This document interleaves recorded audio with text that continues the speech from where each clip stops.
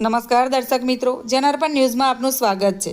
આપ સૌના આશીર્વાદથી છેલ્લા 11 વર્ષથી કર્તવ્ય ચેરિટેબલ ટ્રસ્ટ માંજલપુરના યુવા સંગઠન દ્વારા ગૌરી વ્રત કરતી દીકરીઓ માટે પૂજાપો, સૂકો મેવો, ફ્રૂટ, નાશપતિ, આલુ કેળાની વેફર નિઃશુલ્ક સેવા આપવામાં આવે છે। આવા સમયે ઘણી દીકરીઓને સૂકો મેવો, ફ્રૂટ લાવવામાં તકલીફ પડતી હોય છે।